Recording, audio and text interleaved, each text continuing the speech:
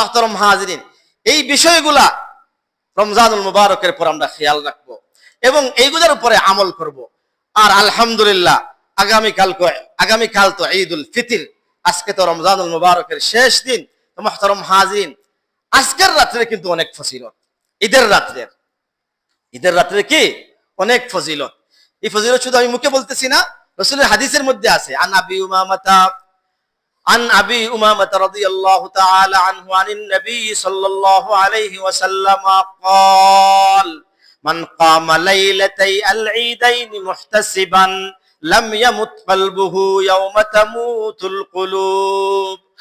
আবু উমামা রাদিয়াল্লাহু তাআলা আনহু থেকে হাদিস বর্ণিত, রাসূলুল্লাহ সাল্লাল্লাহু আলাইহি ওয়াসাল্লাম বলেন, মান কামা লাইলাতাই আল ঈদাইন, যে ব্যক্তি দুই ঈদের রাত্রিতে রাত জেগে ইবাদত করবে, মুহতাসিবান লিল্লাহ, আল্লাহর কাছ থেকে সওয়াবের আশায় ঈদের দুই রাত জেগে ইবাদত করবে, লাম ইয়ামুত কলবুহু ইয়াওমা তামুতুল কুলুব, যেদিন কিয়ামতের দিন অনেক কলব মরে যাবে, সেদিন তার কলব মরবে না। সুবহানাল্লাহ।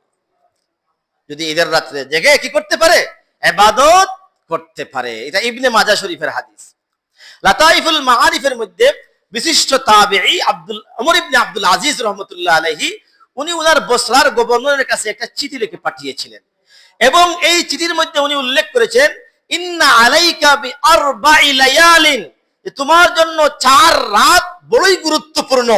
1 নম্বর, ফাইন্নাল্লাহা ইয়াফরুগু ফীহিন্নার রাহমাতা ইফরাগান, এই 4 রাতে আল্লাহ পাক রব্বুল আলামিন ভরপুর রহমত নাজিল করেন। এই 4 রাতে আল্লাহ কি করেন? ভরপুর, আল্লাহ পাক রব্বুল আলামিন ভরপুর কি করেন? রহমত নাজিল করেন। এর মধ্য থেকে ঈদের দুই রাত, দুই ঈদের কি? দুই ঈদের 2 রাত আল্লাহ কি করেন? ভরপুর রহমত নাজিল করেন। এবং 5টি দোয়া আল্লাহ পাক রব্বুল আলামিন ফেরত দেন না। কয়টি দোয়া? 5টি দোয়া। এর মধ্য থেকে একটা হলো ফি লাইলাতিল জুমআতি, জুমার রাত্রিতে বান্দা জেগে যে দোয়া করে, এই দোয়া আল্লাহ ফেরত দেন না। ওয়া লাইলাতিল আযহা, কুরবানির ঈদের রাত্রিতে জেগে বান্দা যে দোয়া করে, এই দোয়া আল্লাহ ফেরত দেন না। ওয়া লাইলাতিল ফিতরি, ঈদুল ফিতরের রাত্রিতে বান্দা জেগে যে দোয়া করে, এই দোয়া আল্লাহ কি করেন না? ফেরত দেন না। ওয়া আউয়ালু লাইলাতি মিন রজব, রজব মাসের প্রথম রাত্রি আর শুবে বরাতের রাত্রি, এই 5 রাত্রির দোয়াকে আল্লাহ কি করেন না? ফেরত দেন না। তাহলে আজকের রাত্রিতে দোয়া এটা অত্যন্ত গুরুত্বপূর্ণ। এজন্য রাত জেগে ইবাদত করব, দোয়া করব।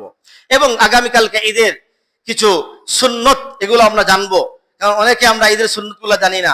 1 নম্বর সুন্নত হলো ঈদুল ফিতরে কোনো কিছু খেয়ে ঈদগাহে যাওয়া।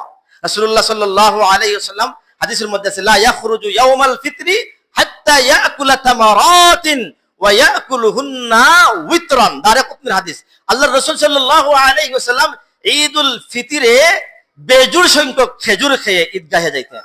3টা, 5টা, 7টা এরকম বেজুড় খেজুর খেয়ে আল্লাহর রাসূল ঈদগাহে যাইতেন। এজন্য বেজুড়